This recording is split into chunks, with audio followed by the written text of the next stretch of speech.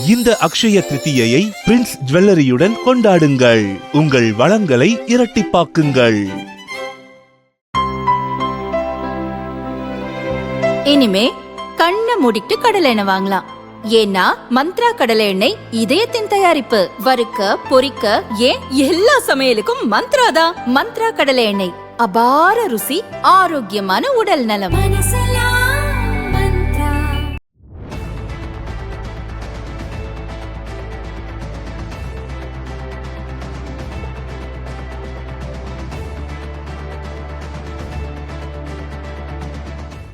புதுச்சேரி சட்டசபை தேர்தல் நாளை நடக்கிறது. பிரச்சாரம் நேற்று மாலை 6 மணியுடன் முடிந்தது. அனைத்து கட்சி வேட்பாளர்களும் தீவிர வாக்கு சேகரிப்பில் ஈடுபட்டனர். இந்நிலையில் காரைக்கால் மாவட்டம் நிரவி திருப்பட்டினம் தொகுதி திமுக வேட்பாளர் நாக தியாகராஜன் நேற்று அப்பகுதியில் இருசக்கர வாகனத்தில் பேரணியாக சென்று வாக்கு சேகரித்தார். 2வது சாலையில் அமைந்துள்ள பாரதிய ஜனதா வேட்பாளர் மீனாட்சி சுந்தரம் வீட்டின் வழியாக வாக்கு சேகரித்தபடி திமுகவினர் சென்றனர். அப்போது அவருடன் வந்த திமுக தொண்டர்கள் திடீரென வேட்பாளர் மீனாட்சி சுந்தரத்தின் வீட்டின் மீது பட்டாசுகளை கொளுத்தி போட்டனர். தகாத வார்த்தைகளால் திட்டி கோஷம் எழுப்பினர். மேலும் மீனாட்சி சுந்தரத்தின் வீட்டின் கேட்டை பிடித்து திமுக தொண்டர்கள் உலுக்கியுள்ளனர். இதனால் அங்கு பதற்றமான சூழல் நிலவியது. அங்கிருந்த போலீசார் எச்சரித்த பிறகே திமுக தொண்டர்கள் கலைந்து சென்றனர்.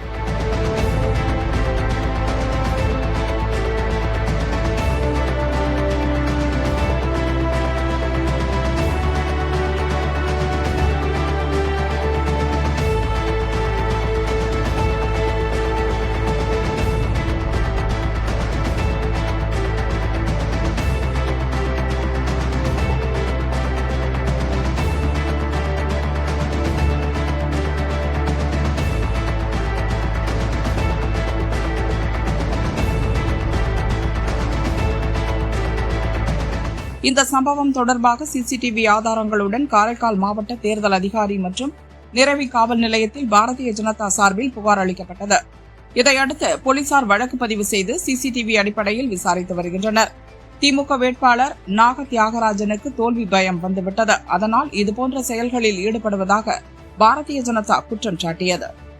எங்களுடைய வேட்பாளர் திரு TKSM மீனாட்சி சுந்தரம் அவர்களுடைய அலுவலகம் மற்றும் அவர்களது இல்லத்தருகே நடைபெற்ற, குறிப்பாக திராவிட முன்னேற்ற கழகத்துடைய வேட்பாளர் திரு நாக தியாகராஜன் அவர்களது முன்னிலையே அவர்களுடைய தொண்டர்கள் என்று இருசக்கர வாகனங்களில் வந்த சில குண்டர்கள் அலுவலக வாயிலில்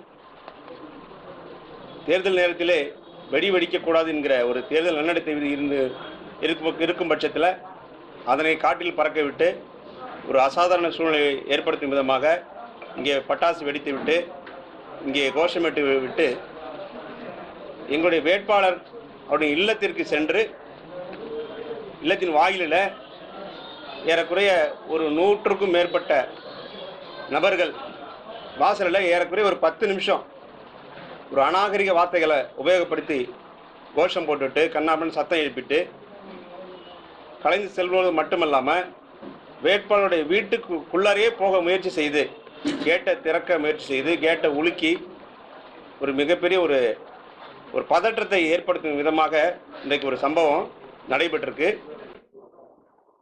அதற்காக தேர்தல் கமிஷன்லையும் காவல்துறையிலையும் நடவடிக்கை எடுக்கணும்னு சொல்லிட்டு இன்றைக்கு ஒரு புகார் மனு வழங்கி வந்திருக்கிறோம்.